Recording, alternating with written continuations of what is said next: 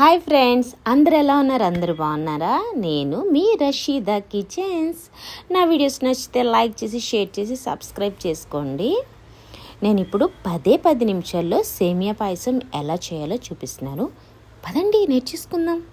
నేనైతే ఒక గిన్నె తీసుకొని ఘీ యాడ్ చేసుకొని అందులో డ్రై ఫ్రూట్స్ ఫ్రై చేసుకున్నాను. కిష్మిష్ అండ్ జీడిపప్పు.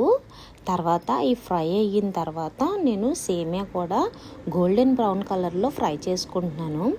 మన ఇంటికి ఎప్పుడైనా చుట్టాలు వస్తే కంగారు పడకండి. కంగారు పడకుండానే 10 నిమిషాల్లో మనం ఈ సేమియా చేసి పెట్టవచ్చు మనం. నేనైతే పాలు బాయిల్ చేస్తున్నాను అనమాట. ఈలోపు నాకు సేమియా కూడా ఫ్రై అయిపోతున్నాయి. మనం పాలు బాగా మరిగిన తర్వాత అందులో కొంచెం పంచదార యాడ్ చేద్దాం. ఎక్కువ యాడ్ చేయకండి, కొంచెమే యాడ్ చేసుకోండి.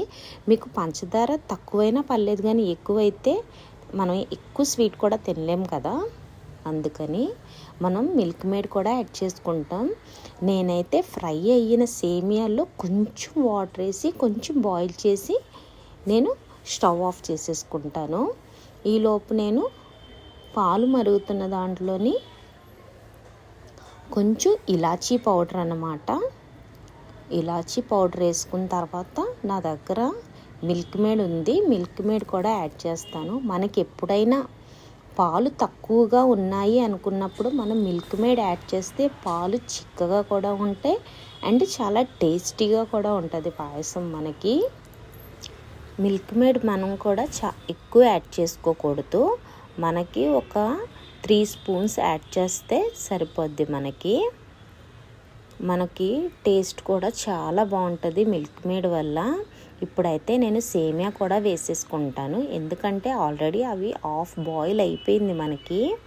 ఇప్పుడు పాల్లో కూడా మనకి ఒక 2 నిమిషాలు 3 నిమిషాలు బాగా మరిగితే చాలు. తర్వాత మనం డ్రై ఫ్రూట్స్ కూడా యాడ్ చేసేసుకోవచ్చు. అంతే అండి, కంగారు లేకుండా మనకి సేమియా పాయసం రెడీ. మనం వచ్చిన వాళ్ళ నోరు తీపి చేద్దాం మనం, అంతేగాని ఏమీ పెట్టలేదమ్మా అని కాకుండా అప్పో వేడి వేడి పాయసం చేసి పెట్టింది అన్న హ్యాపీనెస్ మనకు వాళ్ళకి ఇద్దామన్నమాట. సరే అయితే నా వీడియో నచ్చితే మీకు లైక్ చేసి, షేర్ చేసి, సబ్స్క్రైబ్ చేసుకోండి. అంతేనండి. Okay, bye.